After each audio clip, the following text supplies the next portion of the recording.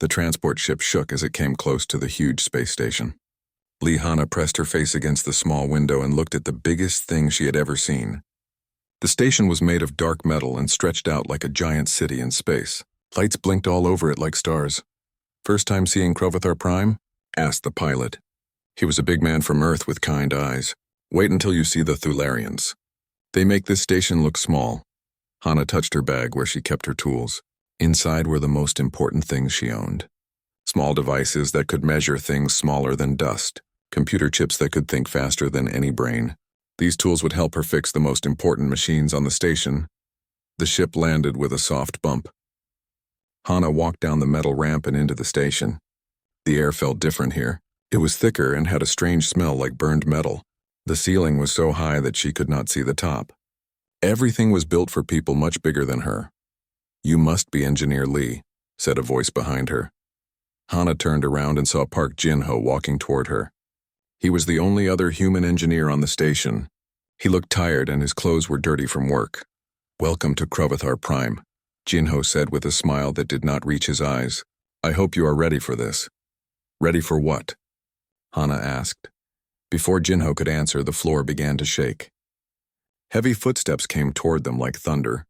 Hana looked up and saw her first Thularian. The alien was huge, 8 feet tall with skin that looked like armor. His arms were as thick as tree trunks and his hands could easily crush a car. Sharp teeth showed when he smiled, but it was not a friendly smile. "So this is the new human," the Thularian said. His voice was deep and made the walls shake. "I am Commander Vorthak. I run this station." More Thularians walked up behind him. They all looked at Hana like she was a small bug. Some of them laughed quiet laughs. One of them pointed at her hands. "Look how small," said one Thularian. "Like baby fingers. Can she even lift a tool?" said another. Commander Vorthak held up one of his huge hands. The other Thularian stopped talking. "Show me your hands, human," Vorthak said. Hana did not want to, but she held up her hands. They looked so small next to his. Her fingers were thin and moved easily. His were thick like metal bars. Vorthak reached out and picked up one of her hands. His skin felt rough and hot. He turned her hand over and looked at it like it was broken. "These tiny things are supposed to fix our machines?" he asked the other Thularians. They all laughed louder now. "How can such weak things do any real work?" Vorthak said. He squeezed her hand just a little, but it hurt. "One small press and they would break like sticks." Hana pulled her hand back. Her face felt hot with shame.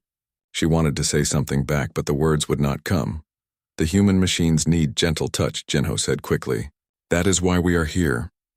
"Gentle touch," repeated another Thularian. He made his voice high and silly. "Like touching flowers." All the Thularians thought this was very funny.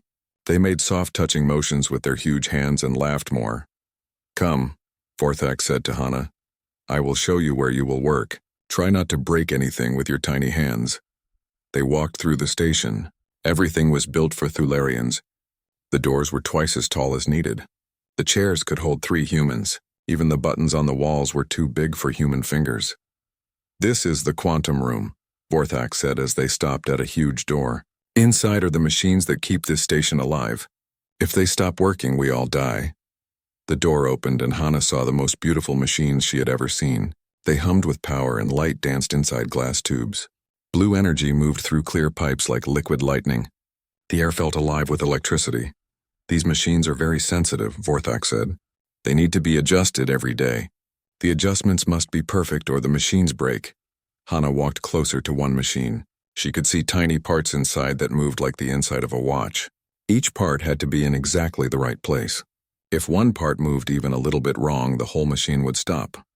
"We cannot adjust these machines," Vorthak said. "Our hands are too big. We tried many times. Always we break something." "That is why you need us," Hana said quietly. "Yes," Vorthak said, but he did not sound happy about it. "We need your tiny, weak hands to do work that real hands cannot do." A young Thularian walked up to them. He was almost as big as Vorthak, but his armor was newer and shinier. "This is Thurvok," Vorthak said. "He is my second in command. He will watch your work." Thurvok looked at Hana like she was something bad he found on his shoe. "So small," he said, "so weak. How can Earth send us such a broken thing?" "I am not broken," Hana said. Her voice was small but clear. "No?" Thurvok laughed. "Look at you. I could step on you by accident." Your bones would break like glass. My bones are strong enough, Hana said. Show me, Thurvok said. He reached for her arm. Stop, Jinho said, stepping between them. We are here to work, not to fight. Thurvok looked angry, but he stepped back. Fine. But I want to see what these tiny hands can really do. Show me you are worth the food you eat. Hana walked to the nearest machine. It was as tall as she was and covered in small lights. She opened her tool bag and took out a device that looked like a small glass rod. She touched it to the machine and numbers appeared in the air. The quantum field is off by 0.003%, she said. This will cause problems in 6 hours. She took out another tool. This one was so small it was hard to see. She held it between 2 fingers and touched a part of the machine that was smaller than a grain of rice. The numbers in the air changed. Fixed, she said. Vorthak looked at the numbers. His eyes got wide. How did you know it was broken? Our machines did not show any problems. Human machines are more sensitive, Hana said. We can see problems before they happen. Luck, Thurvok said. Any child could press a button. But Vorthak was looking at Hana with new eyes. How long did you study to do this work? 10 years, Hana said. 4 years of school, then 6 years working on Earth machines. 10 years to learn to press buttons. Thurvok laughed. 10 years to learn which buttons to press, Hana said, and when to press them, and how hard to press them, and what happens if you press them wrong. She walked to another machine and ran her hands over it without touching. This one will break tomorrow morning if no one fixes it tonight. This one is working too hard and will burn out in 3 days. This one has a small crack that will become a big crack next week. Vorthak followed her as she pointed to each problem. His computer checked her words. Every time she was right. How do you know these things? He asked. I listen, Hana said. Machines talk if you know how to hear them. They tell you when they are tired, when they hurt, when they need help. Machines do not talk, Thurvok said. Hana touched the side of one machine with her palm. This one is humming in B flat. Yesterday it hummed in C. That means the power flow is changing. Feel. She took Thurvok's huge hand and placed it on the machine. His hand covered the whole side. I feel nothing, he said. You are too strong, Hana said. Your hand is like a hammer. You can only feel big things. My hand is like a feather. I can feel small things. Thurvok pulled his hand away and looked angry. Weak things are useless. Different things are useful in different ways, Hana said. That first day, Hana fixed 12 machines. Each fix was small but important. By the end of the day, the station was running better than it had in weeks. Not bad for tiny hands, Vorthak said when she finished. But he still did not sound impressed. As Hana walked back to her room, she heard the Thularians talking behind her. Still, looks like a strong wind would blow her away, one said. Those little fingers are like twigs, said another. One day someone will step on her by accident, said a third. Hana kept walking. She had heard worse things before. On Earth, some people also thought she was too small and weak for this work. She had proved them wrong there. She would prove the Thularians wrong too. But as she lay in her bed that night, she wondered if proving herself would be harder here. The Thularians were not just bigger and stronger. They believed that being big and strong was the only thing that mattered. Tomorrow she would show them what her fragile hands could really do. Hana woke up to the sound of alarms. Red lights flashed in her small room and the floor shook under her feet. She grabbed her tools and ran toward the quantum room. The hallways were full of running Thularians. They pushed past her without looking, their heavy boots making the floor shake even more. Some of them knocked into her by accident, sending her into the walls. Move, tiny human, shouted one as he ran past. When Hana got to the quantum room, she saw chaos. Thularian engineers stood around the broken machines, yelling at each other. Sparks flew from cracked panels. The beautiful blue energy that usually flowed smoothly now jumped and twisted like angry lightning. What happened? Hana asked Jinho, who was standing near the wall looking worried. Main power surge an hour ago, he said. The quantum fields are all wrong now. The Thularians have been trying to fix it, but they keep making it worse. Hana looked at the machines. 3 of the biggest ones were completely dark. 2 others flickered on and off like broken lights. The sound they made was all wrong too. Instead of the smooth humming she knew, they made ugly grinding noises. Commander Vorthak stood in the middle of the room, shouting orders. His face was red with anger. Fix it faster, he yelled at 2 Thularian engineers. The mining ships cannot work without power. One of the engineers, a big Thularian named Grexoth, was hitting a control panel with his fist. Each hit made more sparks fly out. "Stop hitting it," said another engineer named Malthuv. "You are making it worse." "Then you fix it." Grexoth yelled back, "I am trying." Malthuv grabbed a tool that looked like a hammer and started banging on another panel. Hana watched them and felt sick. They were treating the delicate machines like broken cars. Every hit caused more damage. Every rough movement made the problems bigger. "Commander," she said quietly.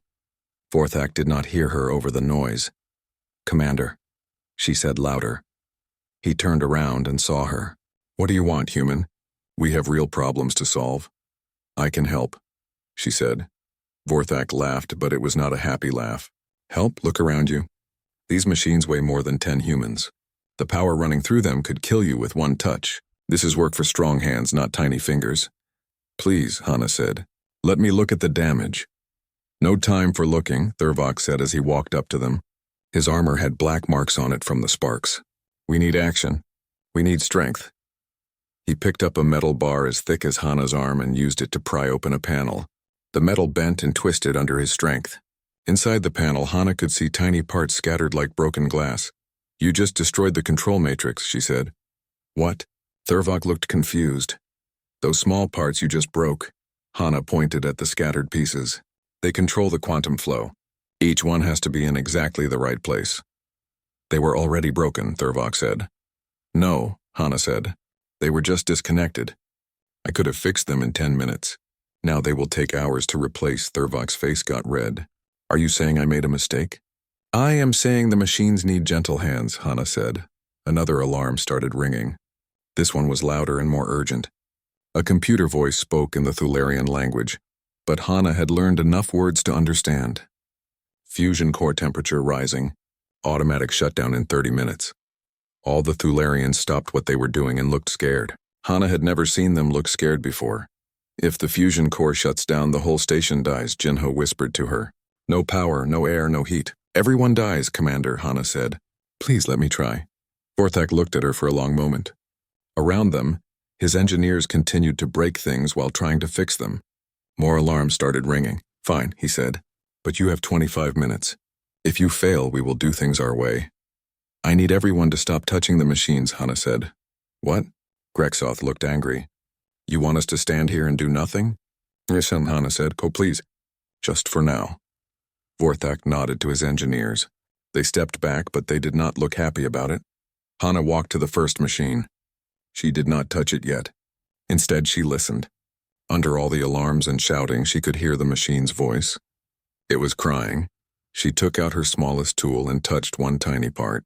Numbers appeared in the air, showing her what was wrong. The quantum field was twisted like a knot. The power was trying to flow through the wrong paths. "The surge created a cascade failure," she said. "Each machine is trying to help the others, but they are all confused. They keep sending power in circles." "So fix it," Thurvok said. "I have to fix them in the right order," Hana said. "If I fix this one first, it will make the others worse. I need to start with the smallest problem and work up to the biggest." She moved to a machine at the far end of the room. This one was still working but making the wrong sound. She opened a panel that was no bigger than her hand. Inside were hundreds of tiny parts, each one smaller than a grain of rice. The Thularians crowded around to watch. Their huge bodies blocked the light. "Please step back," Hana said. "I need to see." They moved back a little, but they kept watching. Hana could feel their eyes on her as she worked. She used a tool that was thinner than a hair to touch one tiny part. The machine's sound changed just a little. She touched another part. The sound got better. Part by part, touch by touch, she fixed the machine's voice. "That one is done," she said after 5 minutes. "It looks the same," Malthuv said. "Listen," Hana said. The machine was humming smoothly now, the way it should. The twisted energy inside had straightened out. She moved to the next machine. This one was harder. The surge had broken several tiny connections. Her fingers moved like a surgeon's, connecting parts that were smaller than dust. Sweat ran down her face as she worked. 15 minutes left, Vorthak said. Hana did not answer. She was listening to the machine, learning what it needed. Her hands moved without her thinking about it. Years of training guided her fingers to exactly the right spots. One by one, the machines came back to life. The ugly grinding sounds became smooth humming. The angry lightning became gentle flows of blue energy. With 5 minutes left, only one machine remained broken. It was the biggest one and the most important. This was the machine that controlled all the others. This one is bad, Hana said, looking at the numbers in the air. The surge burned out the main control chip. So replace it, Thurvok said.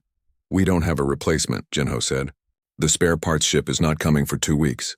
The Thularians looked at each other with fear in their eyes again. Wait, Hana said. I might be able to fix the chip itself. She opened the smallest panel she had ever seen. Inside was a chip no bigger than her fingernail. Black marks covered one side where the surge had burned it. Impossible, Grexoth said. Burned chips cannot be fixed. This chip has 1,000,000 tiny paths inside it, Hana said. The surge burned some paths, but not all. If I can find the good paths and connect them the right way, the chip might work. You cannot see inside a chip, Maltov said. I cannot see with my eyes, Hana said, but my tools can see. She used her smallest device to scan the chip. A picture appeared in the air showing the inside of the chip. It looked like a tiny city with roads made of light. Some roads were broken, but many were still good. With 2 minutes left, Hana began the most careful work of her life. Using a tool thinner than spider silk, she built new roads inside the chip. Each connection had to be perfect. One mistake would destroy everything. Her hands did not shake. Years of training had taught them to be steady. She connected one tiny path, then another, then another. 30 seconds, Vorthak said. Hana made the last connection. The chip glowed softly. She put it back in the machine and closed the panel. The machine came to life. All around the room, the other machines started working better. The fusion core temperature began to drop. The alarm stopped ringing. How? Thurvok asked, staring at the working machines. Practice, Hana said. Her hands were shaking now that the work was done. And patience. And knowing that sometimes the smallest touch can fix the biggest problem. Vorthak looked at his engineers, then at Hana. The station is working better than it has in months. It will work even better tomorrow, Hana said, if you let me make some adjustments. For the first time since she arrived, some of the Thularians looked at her with something other than amusement. It was not respect yet, but it was not mockery either. Very well, Vorthak said, but this was just one lucky day. Do not think this makes you important. As the Thularians left the quantum room, Hana heard them talking quietly to each other. Did you see how small her tools were? How could she fix something she could not even see? Maybe tiny hands are good for something after all. Hana smiled as she cleaned her tools. It was a start. 3 weeks had passed since Hana fixed the quantum machines. The station ran better than ever before. The mining ships brought back more metal and crystals than they had in months. Even the air tasted cleaner because the machines worked so well. But not everyone was happy about this. Thurvok stood in his private office looking out at the mining ships through a big window. His face was dark with anger. Behind him sat 2 other Thularians who thought like he did. The humans are making us look weak, said Malthuv, the engineer who had tried to fix the machines with a hammer. Commander Vorthak listens to the small human now, said Grexoth, his voice full of hate. Yesterday he asked her opinion about the new mining schedule. Thurvok turned away from the window. This cannot continue. The other stations will hear about this. They will think humans are better than Thularians. What can we do? Malthuv asked. Her work is good. Even I can see that. Her work is tricks, Thurvok said. Clever tricks, but still tricks. Real strength is what matters. Real power, not tiny fingers pressing tiny buttons. But the machines work better now, Grexoth said. Any machine can be replaced, Thurvok said. But if other species think humans are necessary, they will want humans on their stations too. Soon there will be humans everywhere, doing work that should belong to Thularians. He walked to his desk and picked up a metal rod as thick as his arm. With one hand he bent it into a circle like it was soft clay. This is real power, he said. This is what makes us strong. Not sitting in front of computers like children. That afternoon, Thurvok went to the main meeting room. He had called all the Thularians on the station to gather there. The room was huge, with a ceiling so high it disappeared in shadows. 50 Thularian workers filled the space with their big bodies and loud voices. Commander Vorthak sat at the front of the room in a chair made of black metal. Beside him, much smaller, sat Hana and Jinho. Their human chairs looked like children's furniture next to the Thularian ones. We are here to talk about the future of this station, Vorthak began. Production is up 30% since the humans arrived. The quantum machines have not failed once in 3 weeks. Some Thularians nodded and made approving sounds, but others looked unhappy. Thurvok stood up. He was so tall that his head almost touched the ceiling. "Commander, may I speak?" "Of course." Thurvok walked to the center of the room. All eyes followed him. He was young for a Thularian leader, but his size and strength made him impressive. "My fellow warriors," he said, his deep voice filling the room, "we have become dependent on these humans. What happens when they leave? What happens when they decide they want more payment or better quarters or special treatment?" Murmurs went through the crowd. Some Thularians looked worried.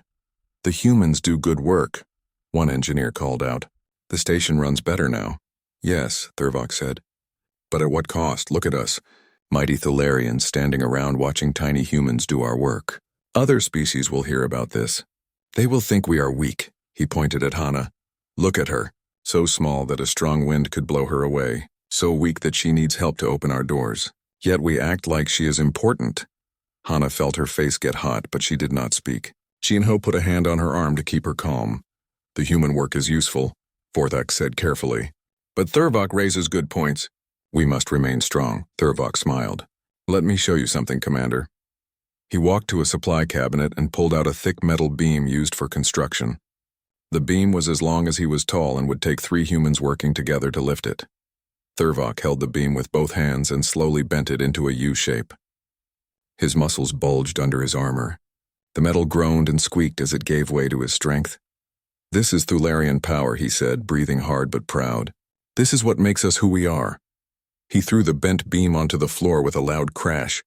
Then he turned to Hana. "Human," he said. "Can you do this?" Hana looked at the twisted metal. "No," she said quietly. "Can you lift the beam?" "No." "Can you even move it?" Hana stood up and walked to the beam. She tried to lift one end, but it was too heavy.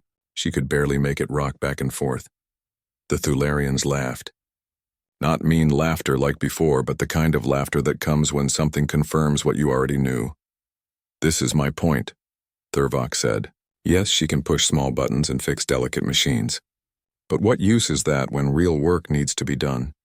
When threats come to our station, will her tiny fingers protect us?" "The machines are important too," said a young Thularian engineer named Kelvok. "Machines can be replaced," Thurvok said. "Strength cannot. If this station is attacked, we will not fight the enemy with quantum adjustments. We will fight with our hands and our weapons and our power." He picked up the twisted beam again and straightened it out with his bare hands. The metal squealed in protest but obeyed his strength. "Can any human do this?" he asked the crowd. "No," several Thularians called back. "Can any human fight a Thularian warrior?" "No." "Can any human protect this station the way we can?" "No!" Thurvok was getting the crowd excited now. Their voices grew louder with each answer. "Then why do we treat them as equals?" Thurvok asked. "They are useful, yes. Like tools, like computers. But they are not warriors. They are not strong. They are not us." Commander Vorthak looked uncomfortable. He valued strength above all things, but he also saw how much better the station worked with Hana there. "What do you propose?" Vorthak asked. "A test," Thurvok said. "Let the human prove she is worthy of our respect. Not by pressing buttons, but by showing real strength." "What kind of test?" Hana asked. She stood up again, even though her voice shook a little. Thurvok smiled, and it was not a nice smile. "Choose any Thularian in this room. Try to move them. Try to push them. Try to show us that humans have any real power at all." The room got very quiet. 50 pairs of Thularian eyes looked at Hana. She felt very small and very alone. "That is not fair," Jinho said, standing up beside her. "You are 3 times her size and 10 times her weight." "Exactly my point," Thurvok said. "She is weak. We are strong. Why should the weak tell the strong what to do?" "I never told anyone what to do," Hana said. "I just fixed machines." "You made us look bad," Thurvok said, his voice getting angry. "Every time you succeed, you make it look like Thularian strength is not enough. Every time your tiny hands solve a problem we cannot solve, you embarrass us. I was trying to help." "Help?" Thurvok laughed. "You want to help?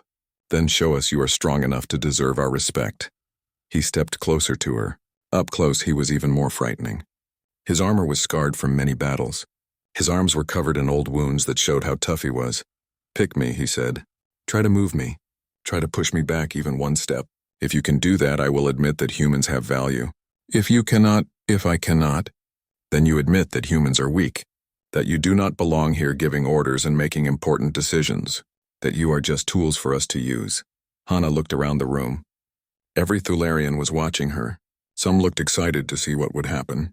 Others looked sorry for her. A few looked angry that she was even being given a chance. Commander Vorthak said nothing. His silence told her that he would not stop this test.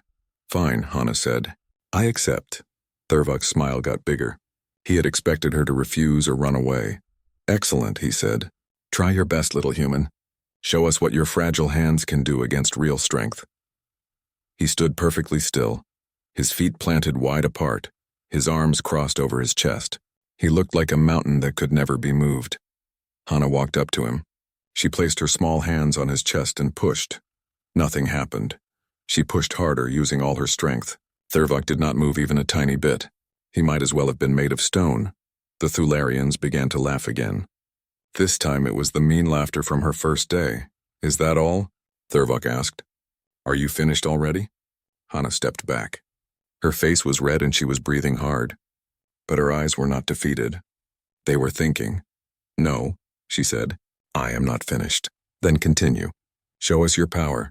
Hana looked at Thurvok carefully. She studied his stance, his balance, the way he held his weight. She had learned many things in her 3 weeks on the station. Not just about machines, but about Thularians. I will try again, she said. But first let me ask you something. What? Do you really want me to try my best? Thurvok laughed. Yes, little human. Try your very best. Use all your strength. Show these warriors what humans can do. All right, Hana said quietly. But remember, you asked for this. She stepped forward again, but this time she did not put her hands on his chest. Instead, she knelt down and studied his feet. Hana knelt down and looked at Thurvok's feet. They were huge, each one bigger than her whole torso. His boots were made of thick black metal with spikes on the bottom for gripping the floor. What are you doing down there? Thurvok asked, looking down at her. Giving up already? I am studying, Hana said. The Thularians laughed again. Studying feet? One of them called out. Will that make you stronger? Hana did not answer. She was thinking about everything she had learned in the past 3 weeks. Not just about machines, but about physics, about balance, about how things worked. She stood up and walked around Thurvok slowly. He turned his head to follow her, but he did not move his feet. He was too confident to think she could hurt him. Are you dancing? Malthus called out. More laughter filled the room. Hana stopped in front of Thurvok again.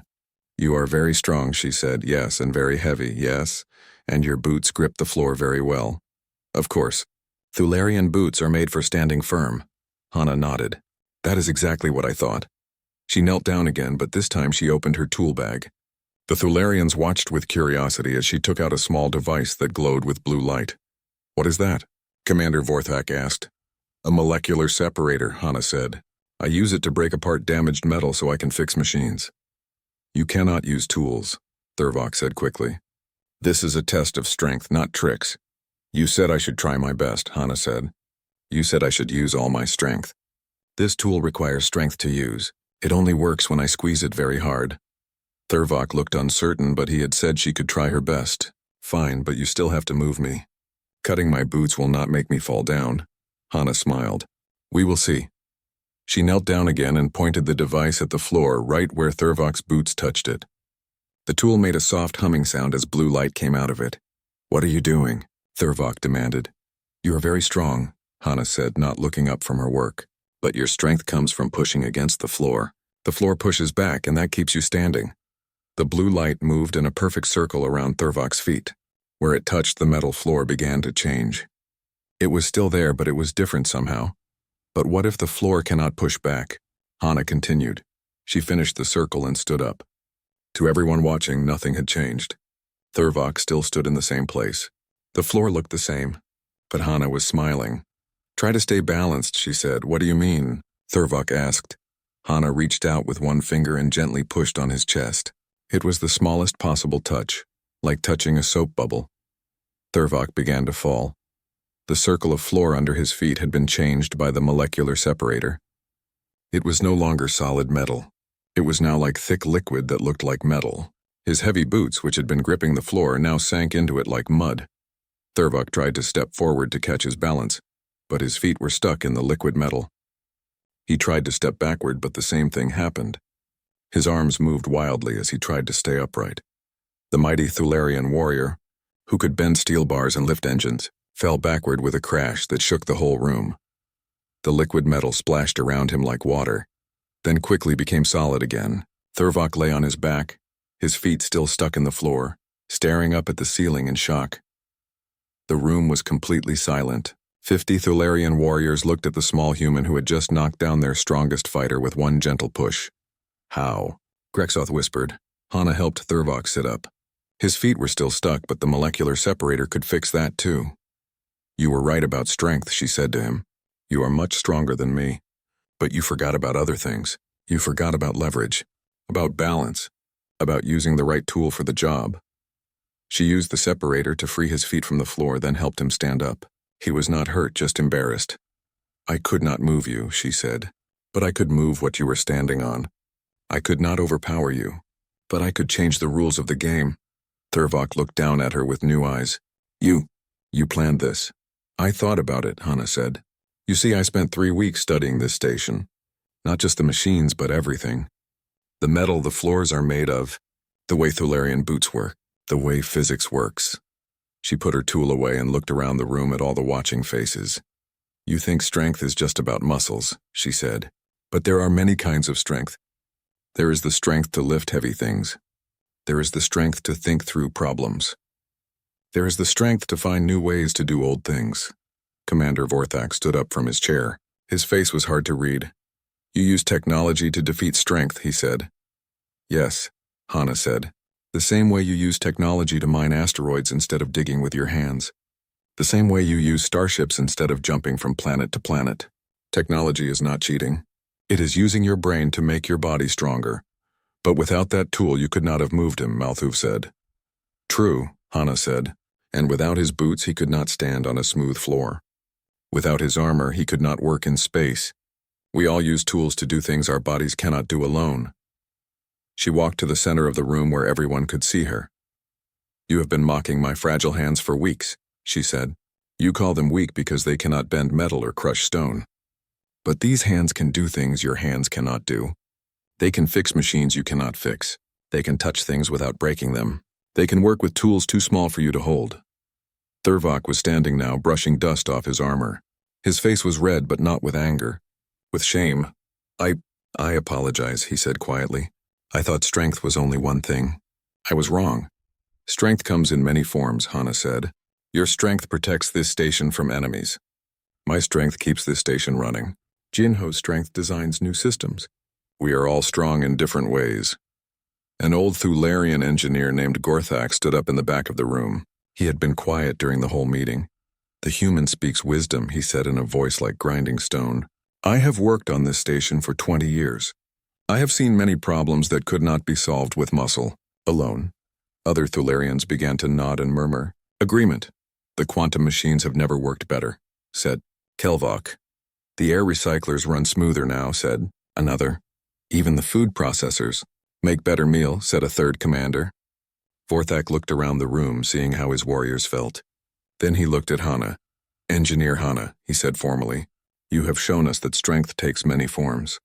You have proven that your hands, though they appear fragile, have their own kind of power. He stood up and raised his right hand in the Thularian salute of respect. One by one, the other Thularians in the room did the same. Even Thurvok raised his hand. From now on, Vorthak continued, you will be treated as a full member of this station. Your opinions will be heard. Your suggestions will be considered. Your strength will be respected. Hana felt tears in her eyes, but she did not let them fall. Instead, she raised her own small hand in return. Thank you, she said. I promise to use my strength to help all of us succeed together. As the meeting ended and the Thularians filed out of the room, many of them stopped to speak with Hana. Some apologized for their earlier mockery. Others asked questions about her work. A few even asked if she could teach them to use delicate tools. Thurvok was the last to leave. He stopped in front of Hana and looked down at her for a long moment. I was afraid, he said finally. Afraid of what? That humans would replace us. That your skills would make our strength meaningless. I thought there was only room for one kind of power. There is room for both, Hana said. Your strength and mine. They work better together. Thurvok nodded slowly. Will you teach me? About the small machines? About gentle work? Hana smiled. Of course. And maybe you can teach me about the big machines, about heavy lifting, about the kind of strength I do not have. Yes, Thurvok said. I would like that. As he walked away, Hana looked around the empty meeting room. The floor where Thurvok had fallen was smooth again, fixed by her molecular separator. No one would know what had happened here just by looking, but everything had changed. Jinho walked up to her, grinning widely. That was amazing, he said. How did you think of that? I listened, Hana said. To the machines, to the station, to the Thularians themselves. They taught me what I needed to know. And now we work together, Hana said. All of us, each using our own kind of strength to make something better than any of us could make alone. She picked up her tool bag and headed for the door. There were machines to check, systems to improve, and new things to learn. Her fragile hands had more work to do. 6 months had passed since the day Hana made Thurvok fall. The station looked different now. In the quantum room, human-sized workbenches sat next to Thularian-sized ones. Tools hung on the walls in 2 different sizes. Small devices for delicate work hung next to big hammers for heavy jobs. Hana stood in front of a new machine she had never seen before. It was beautiful, with curves of polished metal and flowing lines that seemed to dance in the light. But it was also strange. Parts of it looked human-made with tiny, precise components. Other parts looked Thularian-made, with heavy, strong sections built to last forever. What do you think? Asked Thurvok, walking up behind her. Hana smiled. The big Thularian warrior now wore a tool belt with tiny instruments next to his usual heavy tools. His hands, which had once seemed good only for crushing things, had learned to do delicate work too. It is amazing, Hana said. I have never seen anything like it. That is because nothing like it has ever existed before, said Commander Vorthak, joining them. This is the first machine built by both species working together. The machine was a new type of fusion reactor. The Thularians had built the strong outer shell and the heavy power systems. The humans had built the precise control systems and the delicate sensors. Together, they had created something neither species could have made alone. How much more power will it make? Hana asked. 50% more than our old reactors, Thurvok said proudly. But it uses 30% less fuel. The human efficiency systems make everything work better. And it is much safer, added Jinho, who had been working on the project for weeks. The Thularian armor systems can contain any explosion. The human sensors can prevent problems before they start. Hana walked around the machine, studying it from every angle. The combination of human and Thularian engineering was perfect. Delicate parts were protected by strong shields. Heavy components were controlled by precise computers. Everything worked together like a symphony. Can I help test it? She asked. We were hoping you would, Vorthak said. Your hands are still the best at fine adjustments. But as Hana reached for her tools, alarms started ringing throughout the station. Not the gentle chimes that meant small problems, but the loud, urgent wails that meant real danger. Battle stations, Vorthak shouted into his communicator. All warriors to defensive positions. Through the big windows of the quantum room, Hana saw them coming. 3 large warships with red markings on their hulls. She had heard about ships like these. They belonged to the Khazarian raiders, pirates who attacked mining stations and stole everything valuable. How many ships? Thurvok asked, running to a computer terminal. 3 heavy cruisers, reported an engineer. Each one carries 500 warriors. They are armed with plasma cannons and boarding pods. 1,500 enemies, Vorthak said grimly. We have only 300 defenders. The Thularians began preparing for battle. They put on their heaviest armor and picked up their biggest weapons. Some carried guns that shot bolts of energy. Others preferred swords and hammers for close fighting. What should we humans do? Jinho asked. Get to the safe rooms, Vorthak said. This is not your fight. You are not warriors. But Hana was not listening to the battle preparations. She was staring at the new fusion reactor they had just built. An idea was growing in her mind. A crazy, dangerous, impossible idea, Commander, she said. What if we do not fight them? What? Vorthak looked confused. They are raiders. They will steal everything and probably kill us all. What if we scare them away instead? With what? Our mining ships? They have no weapons. No, Hana said, her voice getting excited. With this, she pointed at the new reactor. This machine makes 50% more power than normal reactors. What if we used all that extra power at once? For what? For the biggest demonstration of strength anyone has ever seen. Thurvok was beginning to understand. You want to overload the reactor? That would destroy the station. Not overload it, Hana said. Channel all its power into the shield generators. Make our shield so bright and strong that the raiders think we have weapons they have never seen before. That is insane, said Grexoth. The power surge could kill everyone on the station. Or it could save everyone, Hana said. But I need help. I cannot do this alone. I need Thalarian strength and human precision working together. Vorthak looked out the window at the approaching warships. They were getting closer. Soon they would be in weapons range. What do you need? He asked. I need the strongest Thalarians to manually route power cables, Hana said. The surge will be too much for the automatic systems. Someone will have to hold the cables in place by hand. That could electrocute them, Jinho said. Thalarian armor can handle it, Thurvok said. For a short time. I need the reactor pushed beyond safe limits, Hana continued. But not so far that it explodes. The control systems will have to be adjusted every second to keep it balanced. That sounds like work for fragile hands, Vorthak said with a small smile. The enemy ships were almost in range now. Red lights began flashing on the Khazarian hulls as they charged their weapons. Do it, Vorthak ordered. The next few minutes were the most dangerous in the station's history. Thurvok and 5 other Thalarians put on their heaviest armor and went to the power room. There they grabbed thick cables that carried more electricity than lightning bolts. The cables fought them like angry snakes, trying to break free and destroy everything around them. In the quantum room, Hana and Jinho worked with desperate speed. Their hands moved over the control systems faster than eyes could follow. Numbers flashed through the air as they pushed the reactor beyond every safety limit. Power at 120%, Jinho called out. More, Hana said. We need more. 130%. The containment field is getting unstable. Hold it together. Just a little more. In the power room, sparks flew around the Thalarians as they fought to control the massive energy surge. Their armor glowed white-hot, but they held on. 140%, Jinho said. His voice was tight with fear. Hana, this is too much. The reactor could explode. Not yet, Hana said. Her hands moved like a master musician playing the most difficult song ever written. Almost there. 150%. That is the absolute maximum. Now, Hana shouted.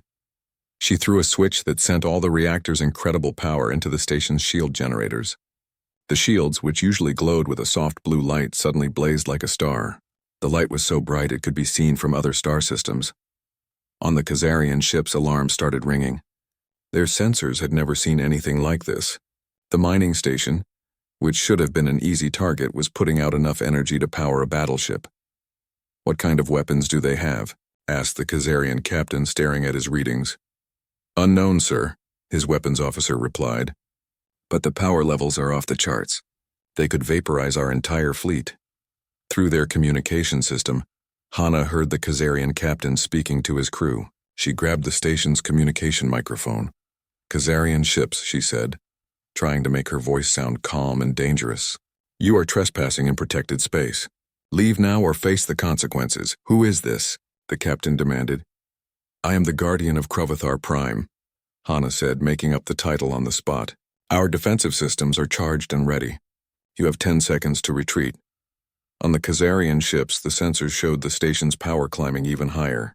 The shields were now so bright they hurt to look at. Sir, the weapons officer said, his voice shaking. I recommend immediate retreat. Whatever weapons they have, we cannot fight them.